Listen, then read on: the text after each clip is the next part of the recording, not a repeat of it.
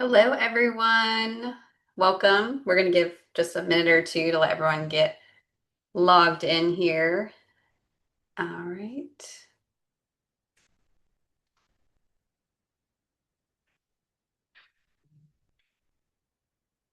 Welcome, welcome.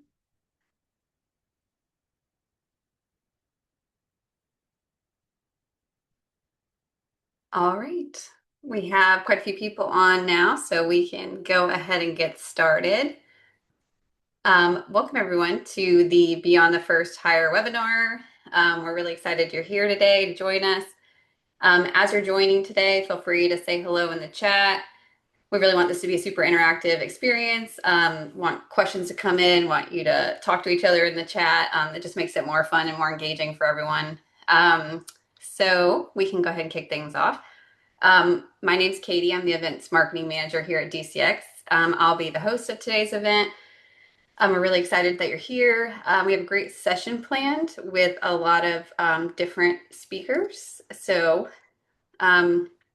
before I introduce those speakers, just a few housekeeping notes. So this session is being recorded. We will send it out after the webinar via email. So you'll be getting that email later today with the recording. So no need to take a bunch of screenshots or notes. We'll get that to you.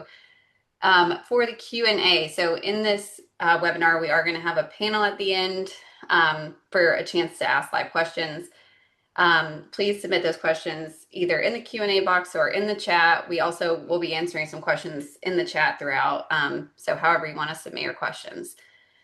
And we do have some pre-submitted questions too that we'll be getting through in that panel discussion. And then after the webinar, we are going to put a short survey in the chat at the end.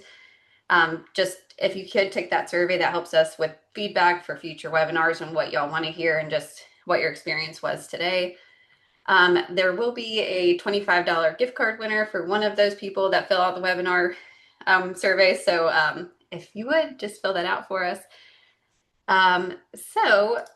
Without further ado, I want to introduce our speakers for today. So our keynote speaker is Kristen McCann. She's a CEO, founder, and CHRO with over 25 years in experience with people, culture, and technology.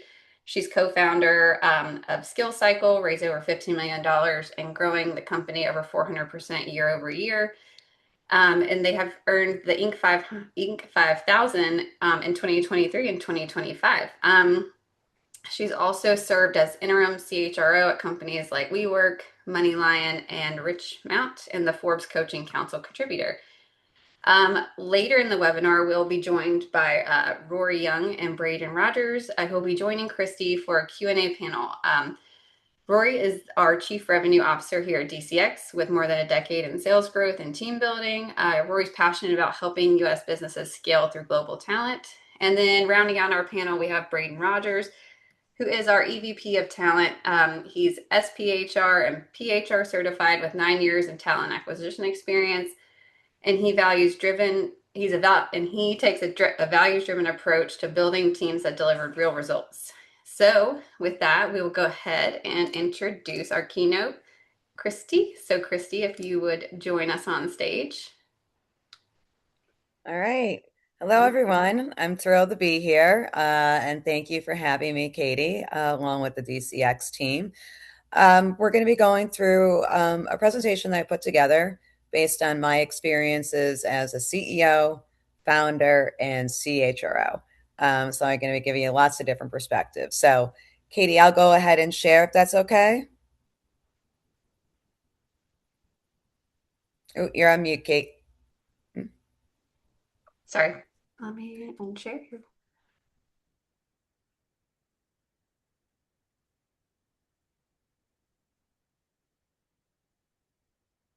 There you go. All right. All right. Just give me one moment and I'm going to share my screen. And here we go. Okay. So we're going to get into, sorry about that.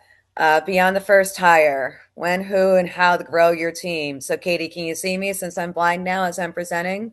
Yes, you're good. All right, awesome. So, as I mentioned, this is lessons from me being a CHRO for 20 years. Also been about CEO for about a decade. And I have brought in lots of offshore teams, both as a CHRO and a CEO and founder. And what I'm going to be providing you is lessons learned and lots of things along the way. So, as mentioned, I'm Christy. I have led people functions inside a lot of high growth companies. I've worked for Pearson Constant Contact, along with doing consulting interim work with RGP, as mentioned with Moneyline, Rijemont, Eli Lilly. I was very heavy on change management, mergers and acquisitions, digital transformation. Have worked with a lot of offshore teams. When I went and pivoted my career, I became an HR tech founder, and I co-founded and ran Skill Cycle. And I hired a team, built the culture, made the hard calls. When you need to grow, I brought in onshore and offshore teams. As we were going through a lot of our different growth, and so two different seats, two different perspectives, but how they all come together in this presentation to help you. Um, so basically, the overall thesis here is that you scale by accident, right? It's the best ones scale on purpose. Like things become overwhelming really quick, especially when you're growing a company and an organization. And it's not about strategy decks, OKR templates, or any of the other hacks that are out there. It's the difference where the people running the company are running the right operating system before they hit the rocket fuel. What this means is, and this comes very heavy from my organizational development experience, an org chart is less about the people in the seats that we share the org chart and in all hands. The org chart and the organizational development is a science before anyone sees what that org chart is, without any names, but more about positions that are needed to really maintain the overall operating system of an organization. A lot of times we're in a rush to just fill up the org chart instead of really thinking about what needs to be put in there. And that's what I'm going to walk you through today, and what it means for both seats and making that next hire, and how to scale without breaking yourself or your organization or your teams. Um, so as we further go in, it's not that growth like it doesn't break companies. It's the unmanaged growth. I've been in so many organizations, like Constant Contact is a great example. Great organization. We blew up and like the wheels came off. And I'm sure many of you out there have had that feeling, right? Because you're not set up for the change of what this growth means. You're really your culture is shifting. You're going from one stage in your company life to another, and it's kind of like a kid that's growing up. The shoes don't fit, nothing really fits. That they're changing, and your organization is changing, and you need to prepare for that. And a lot of times we don't. We just bulldoze ahead. And, a lot of this is, the unmanaged growth that really does bring a lot of harms to teams, along with, people's overall mental health. They're operating with a lot of unknowns, a lot of chaos, and a lot of ambiguity at the same time. So, as we really look about this, I always go to Jim Collins, Good to Great. You guys, I'm sure have heard about him, but it's what you really need to look at this again with that org chart mentality. And I say the unpublished org chart of, what the roles, responsibilities, and the core jobs are that are really going to help the overall trajectory of an organization. And that's the first one. It's really hiring for that trajectory. And there's lots of different ways, as you're filling out that org chart to be able to put people in. It's really making sure it's the right role, right person, right time, right? And you need to really dig in and evaluate that at least every 18 months, especially as an organization is changing. Um, the other thing, to be mindful of is that one person can wipe out everything, right? Especially if you have somebody that's not on board with change, or, that the organization has outgrown them. They could be very misaligned, and it could lead to burnout. And if they're burned out, guess what? You now have burnout running throughout the entire organizations. The big thing here is it's define the seats before you fill them. We are so trigger happy to put people in an org chart and the names, and I always start blank. It's really about understanding what the jobs are, what the core responsibilities are, how this builds in with the KPIs, how this builds in with the progress, how this builds in with the change. What is the type of scaffolding that we need to put into an organization? So that if we go from 30 to 300 overnight, what does that look like? Do we have that right scaffolding in place? So my biggest thing here is make sure that you're setting up the foundation, because if you don't, then it's all going to come crumbling down. And then the other thing is hiring somebody. We all hire bad eggs every once in a while, right? It's when you keep them in there that they poison the entire batch. And so you really want to be able to look at who you're hiring, what their overall aptitude is, how much they're what their job is going to be today, but then also how it's going to evolve, likely over the next 12 to 8 months, excuse me, 12 to 18 months.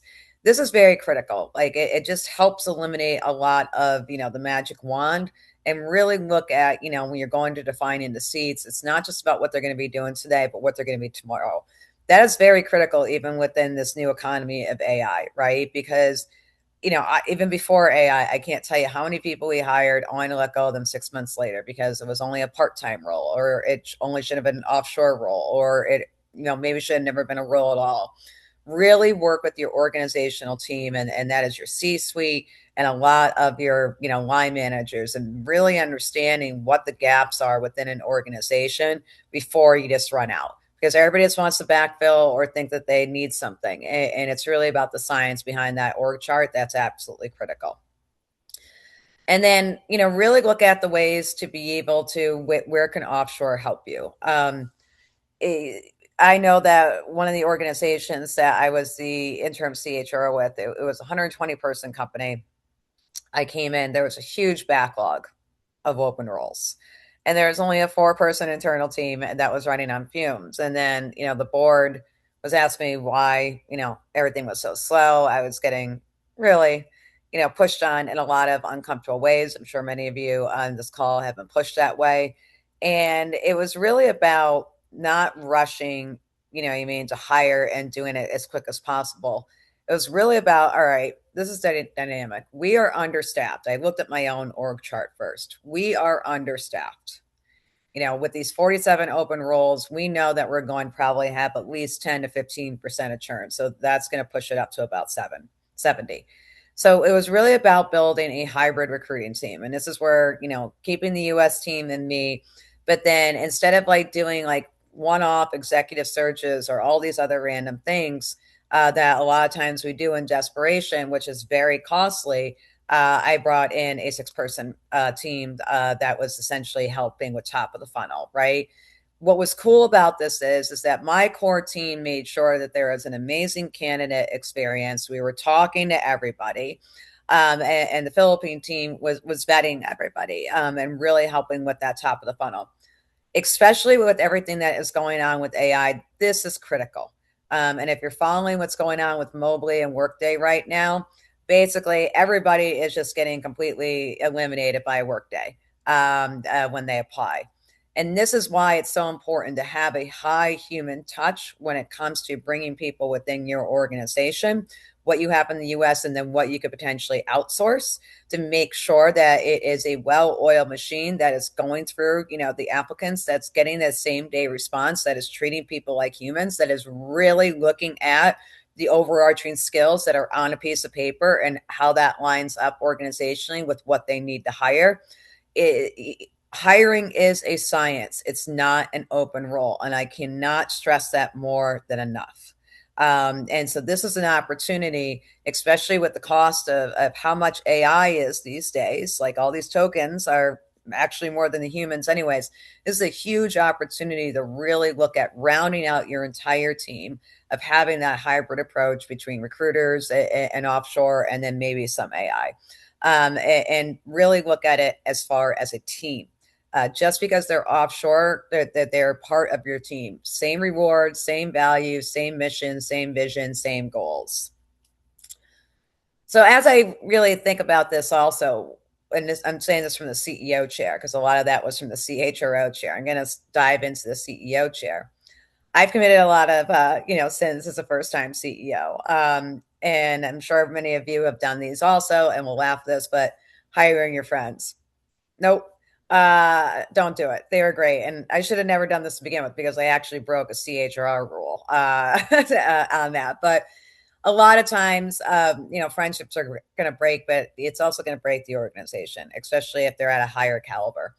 This is often dicey with a lot of referral programs, right? And my company was very heavy on referral programs, and that's really good. It adds to the culture, but it could also break the culture. And so know when to push and know when to pull in this perspective. Um, totally hired for resume.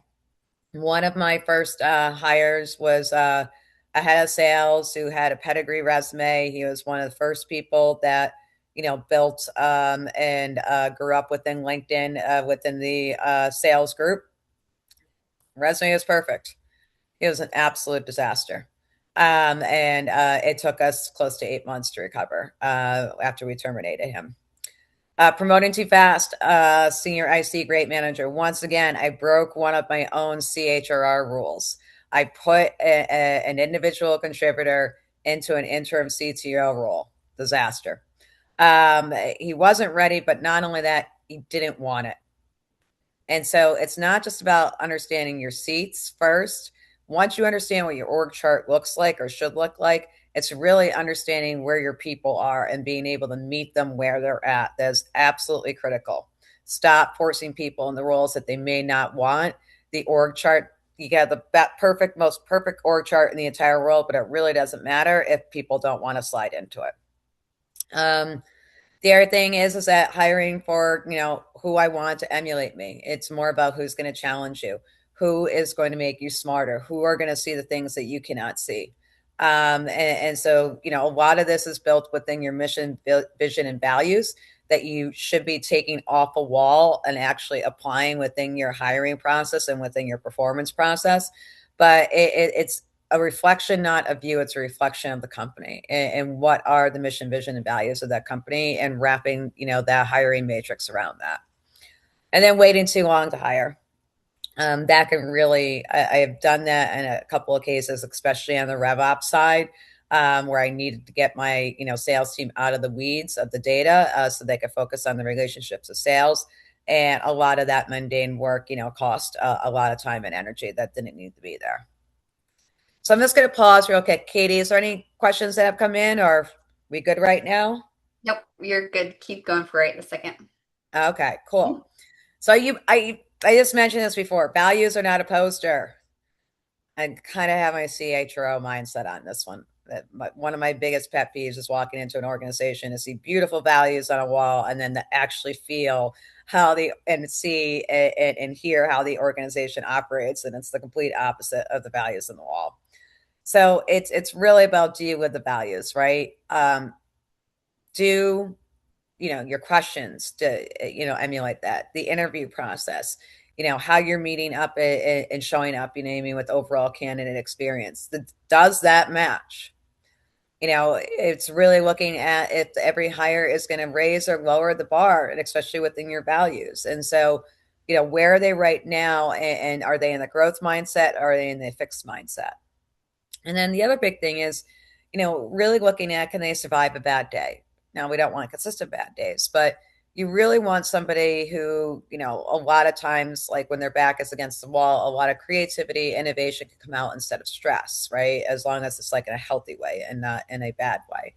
And so really looking at like, what those values really mean and really putting that across an overall hiring matrix outside the skill set that they need. Because right now, we have been so focused on the hard skills, especially like, AI fluency. We have not thought for 1 second about all the important power skills. And when I call them power skills, soft skills, human skills that we need, because everybody can know AI, but if they still don't know how to talk to each other, it doesn't matter. And so these are the things that you really need to be looking at as you bring in humans, to your organization, whether they're, in the US or they're offshore. They're all people at the end of the day, and they're part of your overall operating plan. The way that like you need to look at this, and this is again going from the CEO chair, is that yes, offshore was totally a cost decision. In a lot of my mindset, especially when I brought them in as a CHRO or as a CEO. But it was also about keeping culture. I've whiffed on a couple of offshore partners where experiences, because they never, whether the offshore team or the onshore team really didn't matter. They did not want to live our values collectively as a whole, as a team. And they are partners. They are not cheap labor, right? Yes, it's a cost decision, but they are really going to be helping you across all facets of your organization, from customer success to engineering to content. These are the things that you really need to think about, because it's about not just finding great offshore partners, but it's understanding the assimilation, the culture, the dynamics, the flow of work. And so, you want to be able to focus on the work that, they can do, especially in off hours. So again, going back to that org chart, does, certain roles like customer success is a great example. Are those roles too bloated? What can they shed off? You know what I mean? What could be easily operationalized when the US team is sleeping? The offshore team could be, getting ready for the next day when it comes to a lot of that minutia, a lot of that management, a lot of that organization. You know, it's also, an opportunity to look at, how you're going to invest in US senior roles instead of, potentially bloating the organization with junior headcount. We all need them, but it is a lot. And so if you're going to be, really looking at not just the roles that you're bringing in within an organization, but what are the seniority levels? Because like, if you're only bringing in like, two senior leaders, then you're going to bring in 50 junior headcount. Guess what? That org chart is going to fall over on its side. So it's not just about the roles and responsibilities. It's about the seniority and the basic competencies and skill sets within that organizational design. Managers should not have more than 6 to 8 direct reports, and even 8 is stretching it. And so, another reason when it comes to like offshore partners is that you're getting a quick and easy, sophisticated fix and how to acclimate them within an organization. So it's not toppling down what you have built or what you need to build within your US organization. And I can't stress this enough. They're part of your team. They are part of your team. And anyone who thinks otherwise or treats them otherwise, they shouldn't be on your org chart, because the organizations that win are going to be global. They're going to be dispersed. They're going to be in many different cultures. And that is just smart business. Okay. You want to be able to sell to as many people as possible. You can't do that if you're stifling your team. So as we go into culture preservation here, and I've been through this a lot of times, and I've seen this as from a CHRO and a CEO, is where culture breaks, right? The first cliff, and I'm sure there's many of you out there, 15 to 50. This is also the hardest cliff. Founders want to say that they can keep up, they can't. And culture stops being, osmosis, and has to be very specific and explicit. And you really need to start to formulate, what that organizational design should look like. A lot of times it doesn't happen. You hire a lot of people, and then, middle management breaks. Speaking of middle management, this is a 50 to 150, and they often arrive too late. Because it's the OGs, the people who built the original culture, that report to people who didn't. And there's a lot of politics and a lot of fear, especially like, as you're growing within an organization, people are constantly asking, what's in it for me? Where am I going to go? Am I going to get that seat or not? And, a lot of the culture really starts to change. So the original culture, which is based off more as like vibes, is now being based off more as organizational design and development. You're going from an early stage company to a growth company. And it's a much different set of operating practices. And so this is where, when I said 12 to 18 months, is that you need to be reassessing the org chart. This is why. It's not just the org chart. It's the roles within the org chart. It's the operating principles within the org chart. It's the overall, operating standards. Do you have the right scaffolding? And it's critical, because you can hire the best people, but again, if it's not created and built the way it needs to be, it's going to fall down. Then the other thing is that, like, when you're getting to that 150 plus and really global, it's really about creating, workflows, communication workflows, and really bringing the org chart to life. Everybody looks at org charts as far as hierarchy. It's not. It's actually a communication channel. And if you have too many people, reporting to too many people, the communication is going to get blocked. And so everybody's so obsessed with the org chart. What's my title going to be? What's my pay going to be? How high I'm going to be on it? Nope. Every HR leader and CEO out there should be looking at it as far as a communication channel and what this means for onshore teams, offshore teams, and AI. Because you can have the best team in the world, but if communications are getting blocked and nobody understands the culture or what they're really striving to, it's all going to fall over. So be very clear when you look at that org chart every 12 to 18 months. It's not just people that are in it. It's the operating plan, it's the communication plan, and it's assessing that you have the right roles and responsibilities and skill sets, and making sure that there is balance within that org chart so it's not toppling over. So, Kate, how am I doing? Any questions or comments before I get into some of the last sections? You're still doing good. All right, awesome. Well, hopefully, I'm holding everybody's attention. So, as I was mentioning before, it's where things really start to break, right? The team that you built at 30 people is not going to be the same team that's going to be operating at 300 people, unless you're giving them the skilling and development that they need. But still, that might not be enough. And a lot of times we just want to force people into those seats because they've always been there.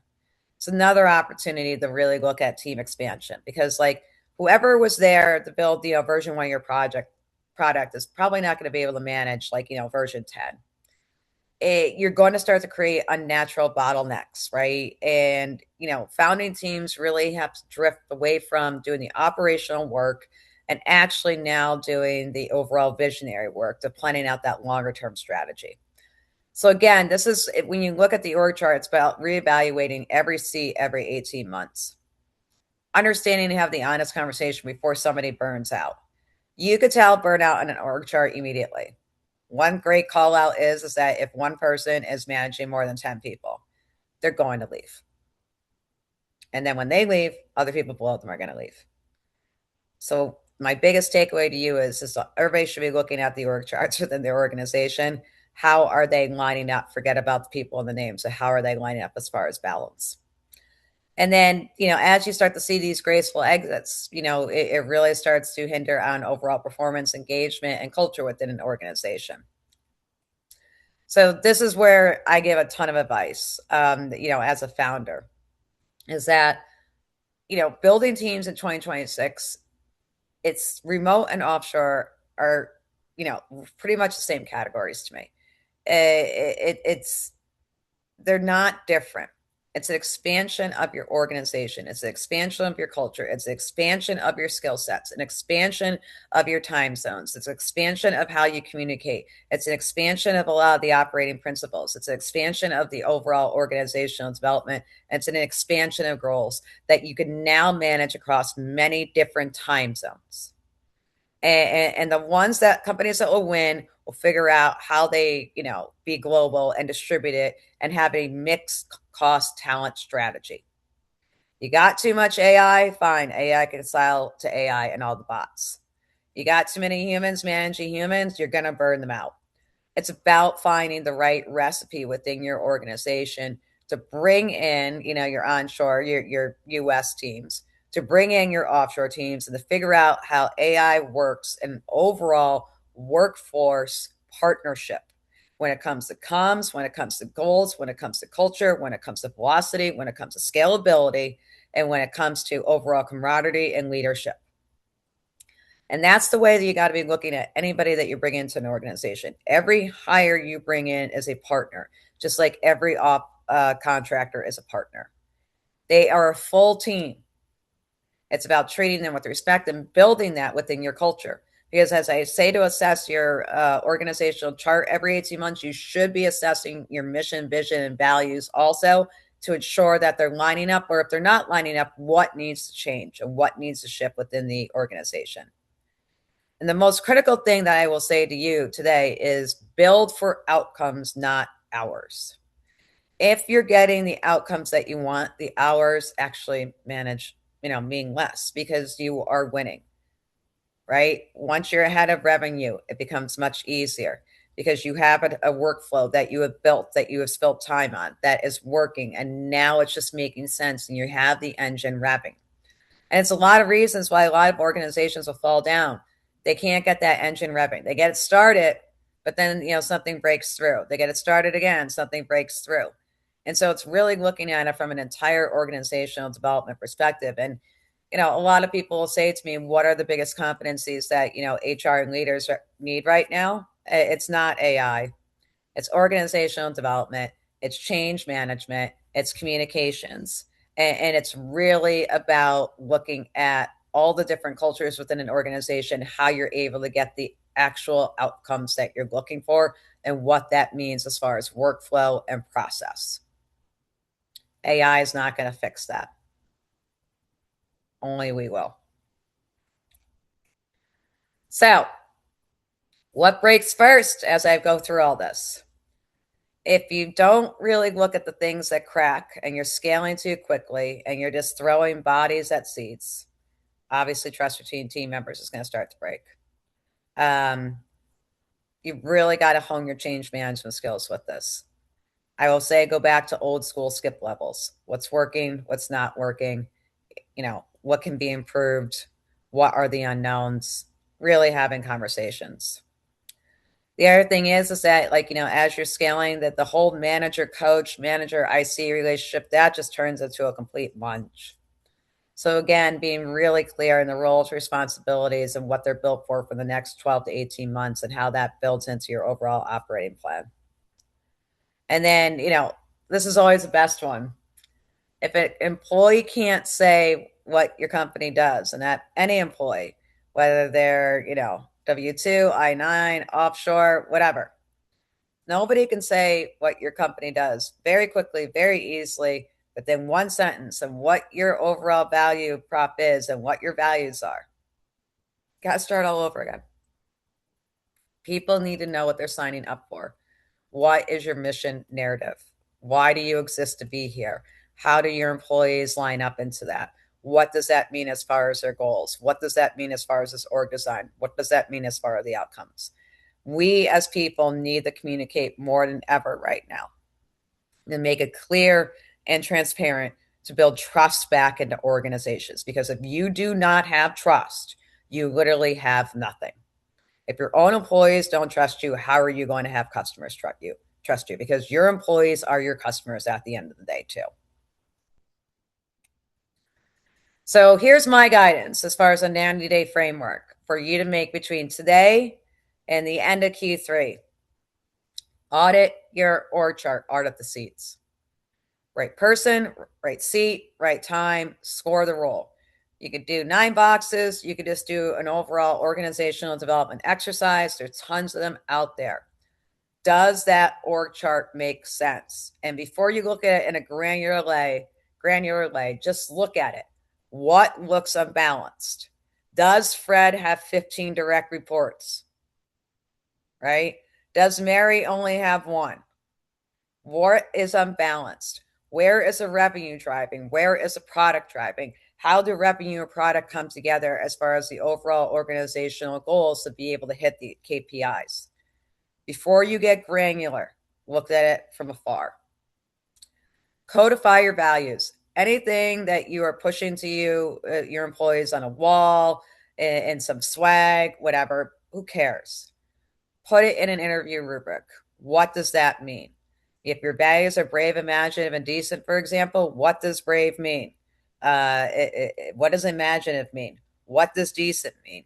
You really got to line up what that means, not only as far as the people within your organization, but their jobs within an organization, or they're just a bunch of random words.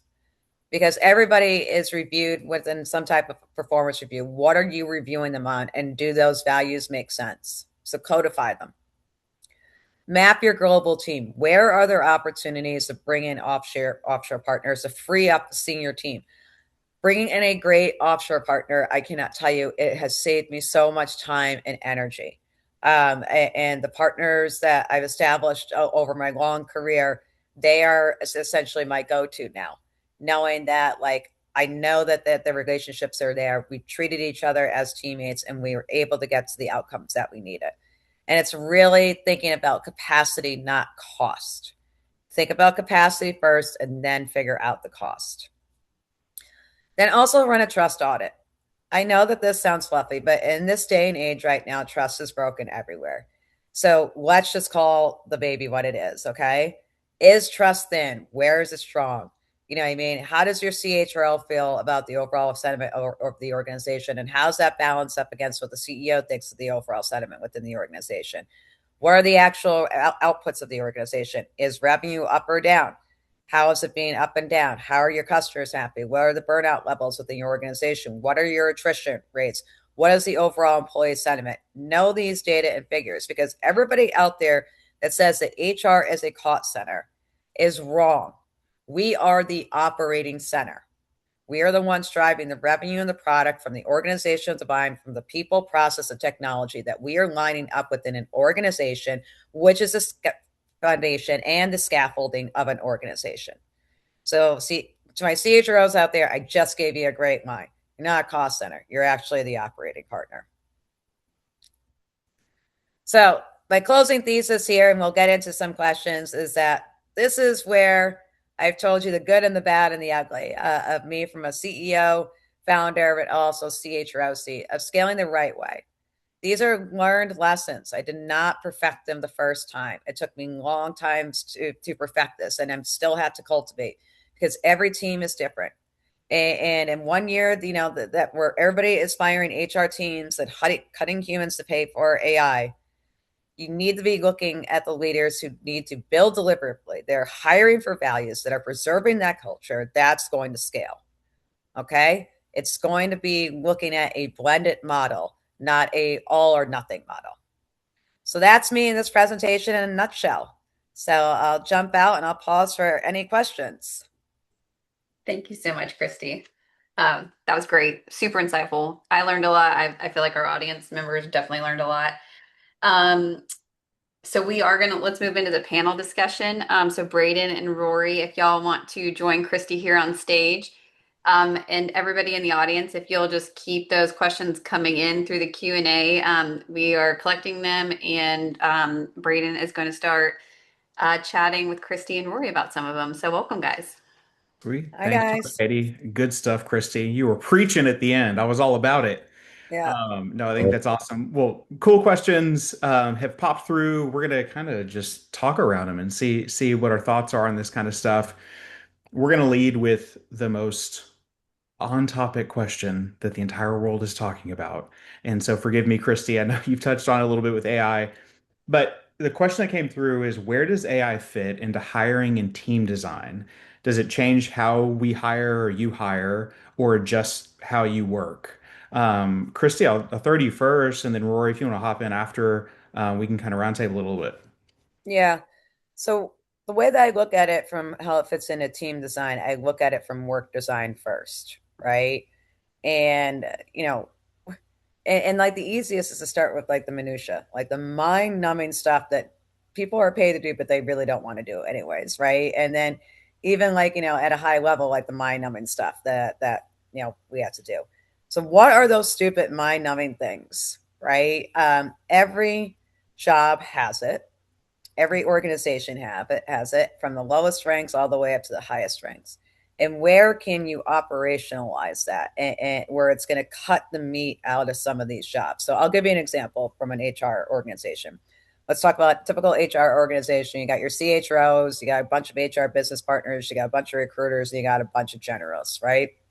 And so first thing I would look at, like, is the mundane, data entry, right? Can we AI that in a more efficient way? Or when I look at the HRIS function, like, what I mean, and reporting, like, like we all know that we have to cobble reports together from like 15 different systems that may not be right, right? Are there opportunities to, bring AI there in that workflow? are there certain prompts that we can do for employees, right? Like I know that like when benefit season comes around, I want to hide because everybody like still doesn't know the benefits, even though they've been on the benefits for the last 10 years, right? Is there prompts that like when an employee comes into, work that, it's just like, hey, Christy, these are the benefit plans that like it reinforces what that is. So it's looking at like where all your time is getting sucked on things that don't add value, and then really that's baking that AI into it, and then really looking at like the rest of the team that's going to add more strategic value at a higher level, higher capacity that brings creativity and innovation. Because like if the job starts to get too small, this is the opportunity to give up, people to build a career lattice, and ladder at the same time. So hopefully that helped answer it in a specific way. Yeah, I think that's great. Rory, any thoughts you want to throw in? Okay, so one of the things that Christy said during her presentation, which is awesome. I'm not sure if you even meant it, Christy, but you wrote like you said a little, maybe like a little some AI along the way, like sprinkling it in, right? And I really love that thought because I think so many people right now are in a rush to make AI the everything in their business or to skip ahead 5, 10 years, however long it takes, right, for some of these aspirational things to completely take over and aren't experimenting kind of in the right way with the little things to make sure it fits with what you're doing. And that's what I would encourage most people to do right now is, Christy mentioned some of those sort of rote tasks and basic work. How can AI tools and technology help make your data better and clearer so that you can use that to make decisions, right? How can you make everybody in your organization just a little bit more efficient than they are today? Sprinkling it in, experimenting, and I guess keeping the like North Star of your business, the North Star, like, for us, like client experience is everything. And so any AI tool that we want to use needs to be supporting that one way or the other, not hurting it, right? So I think Yeah. like experimenting a little bit, starting small and making sure it's supporting like your real company goals would be some suggestions that I would have. Yeah, no, Yeah, the one thing I'll say, I'm sorry, I don't mean to interrupt, but I just have to play off that a little bit, Rory, because you're saying something that's very important, and I'm going to tag it. It's called AI tech debt, right? We all know what tech debt is when we overbuild, right? Just like in regular baseline code. Do you know how much AI tech debt is out there where people are just building random things and then it doesn't even get applied within the organization and they're blowing through their tokens in one quarter, right? And then when they blow through all those tokens and the costs, then guess who, what happens is that employees are probably going to get laid off. So, like, here's the other thing about responsible AI, right? If what you're building is it going to stick within your organization for 12 minutes or 12 to 18 months? Because if it's only 12 minutes, you've literally just probably fired your friend and don't even realize it because you're blowing through all these AI tokens, which means that you're going to be blowing through humans next because people are over cost and budget.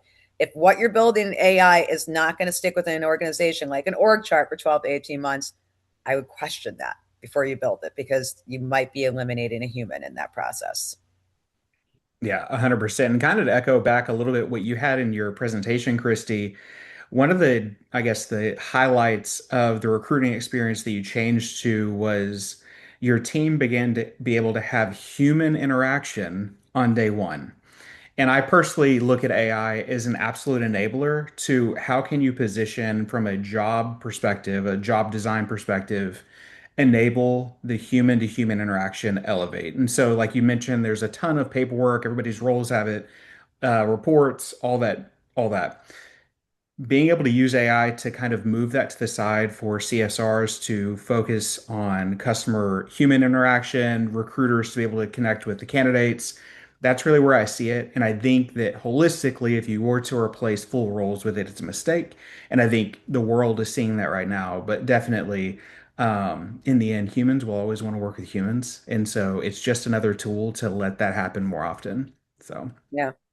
I have put my AI in a timeout last week. He gaslighted me. Was Listen, not clock happy is about that. attitude. Oh, I was like, writing something and they pulled up a quote. And I'm like, that's not right. Like, yes, it is. I'm like, I read the book. It's not right. I'm like, you're in a timeout. There you go. I love that. Listen, it's going to happen more and more. Cool. Well, actually, one of the coolest questions I think I've ever seen in a webinar, so buckle up, everybody. I think this is a fun one and kind of moving back to just experiential hiring. Question is, what is one hire you almost didn't make that turned out to be one of the best decisions of your career? Rory, we'll start with you this time. That's a good one.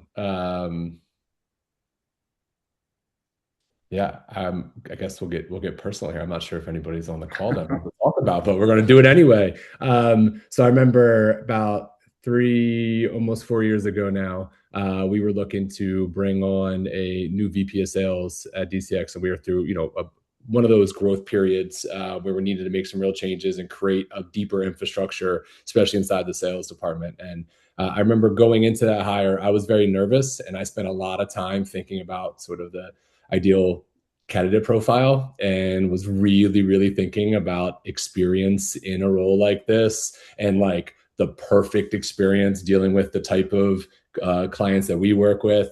And we kind of went into it, and I went into it with a little bit of blinders on. We went through the process.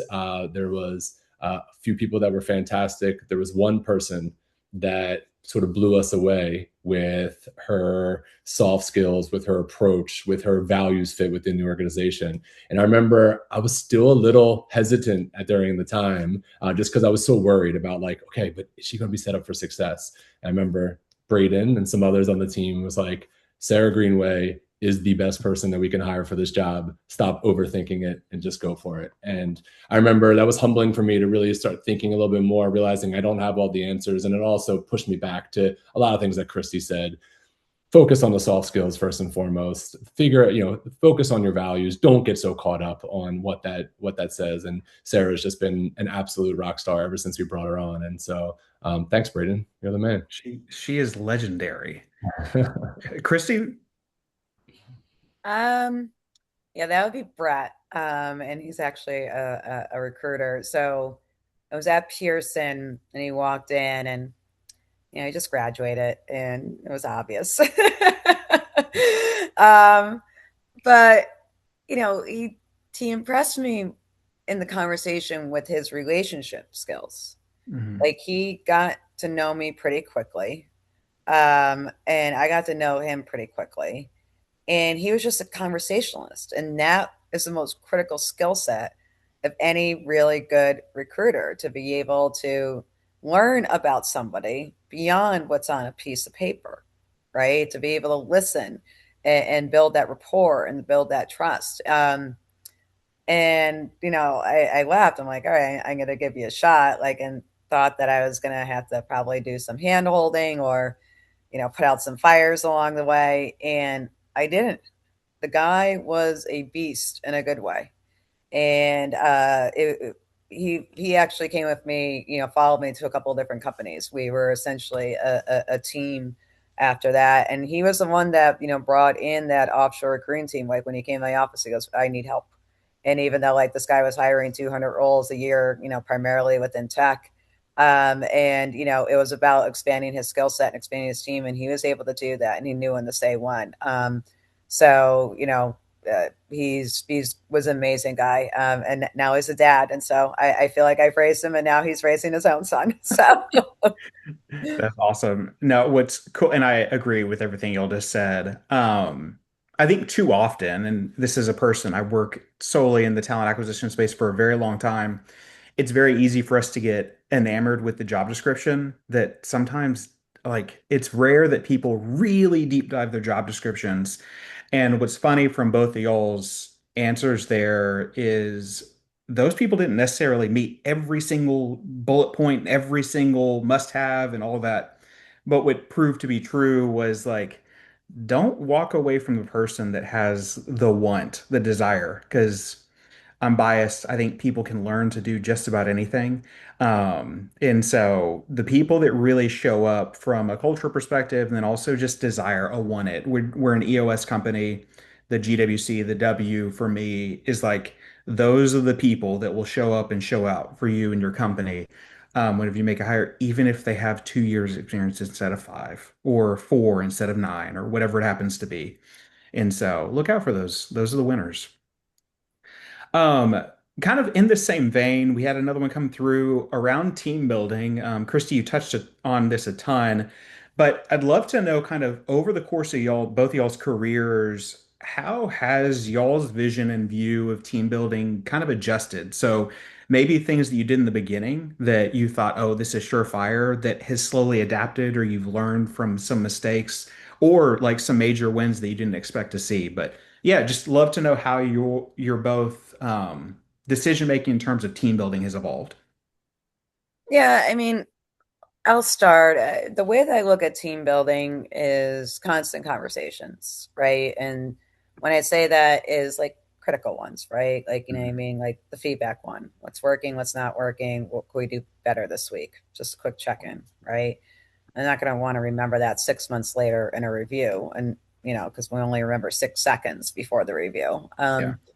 And then, also like, a lot of work. And so, like, I'll say development first off. Constant conversations is constant development, which is helping with constant performance that help their overall, health of an organization. When it comes to actual team building, too, like a lot of people like the stuff people like in a bar at a conference or do trust falls or any of that stuff. I mean, I ensure with every team meeting there is a building component of it, and like every meeting that I go into, it's like, all right, let's do quick rants and raves. Let's rant about the things that were stupid this week, and let's rave about the things that were great. Woulda, coulda, shoulda, right? Let's talk about that because that builds camaraderie and that builds trust, but it also helps, like, you know what I mean, where things may be, falling down. Wins and celebrations of the week, but then also lessons learned of the week. Worst customer in the entire world, best customer in the entire world, right? Like these are questions that like people actually enjoy answering because you're making it safe. And that is part of team building because we're all listening and learning, and it's adding to that constant development and constant performance. The last time I did an offsite, it just felt so unnatural because it actually felt more natural when we were just talking to each other instead of being forced with each other. Yeah. Yeah. Rory? It's interesting. Whenever, yeah, I mean, I love just putting people in just the natural setting. I mean, I'm a sucker for that. Is just always just be normal, and let's remember kind of that. Three things came to mind. Sorry, just reacting what Chrissy said was very insightful. But three things from me. Brady just mentioned we're an EOS company, and I think that when I sort of like fully embrace the idea behind right people, right seat, and actually focusing on the right seat first is a pretty good start, right? I was a failed athlete. Probably my dream job growing up was some sort of GM for a professional sports team, right? But like embrace the idea that like you get to build this thing from scratch, but you have to be thoughtful about what positions you need, right? You need to make sure that those roles and responsibilities are very clear before you start putting people into them, is one thing that I learned that I think now I'm much better at. Second is very practical, but like during the interview process is just having more of a plan. I mean, in my early stages, anytime that I was interviewing somebody, I think I talked more than the other person. I think that I had a series of questions that were just there to make sure conversation flowed, but I didn't really have a purpose behind them. And I think over the years now, you learn that like this is very important time. Like we want to try to skip ahead to what this person is going to be like to work with. Are they going to fit the values, like Christy said? Use your interview time in the best way possible to try to figure that stuff out, right? And my purpose whenever I interview now is to find mutual alignment. I want that person to be excited. I want them to ask us the right questions. I want to make sure that this works for all parties. And even that slight change from just, I'm going to hammer these questions as fast as possible to like, let's try to figure this out has been really good. And then, yeah, team building in general, build that trust, build an opportunity for collaboration, and just make sure you got the right diversity of thought within your group. You got to make sure that everybody's challenging each other in the right way. And that's really kind of been sort of our focus here. Yeah, I think that's great. Well, we have a few others. Katie, we're up against the clock. You let me know how we're doing here. Yes, I think that might be all we have time for today, guys. But that was great. And if any other questions that came in were unanswered, we can get those answered and out to the people that asked them. I have their information. But yes, thank you, Christy and Rory and Braden. Thank y'all so much. That was great, great conversation. In the chat, everyone, I am dropping their information. If you want to connect on LinkedIn, send an email, continue the conversation. We have that. And then I am going to also drop in here the survey link. So if you could take that, we would appreciate it. It's also going to come out in the email after this if you don't have time to answer it today. But again, thanks everybody for joining, and we appreciate it. Thanks so Thank much. you. Happy Thanks, 4th of Christy. July, everybody. Try to take it easy. Thanks, everyone. Later.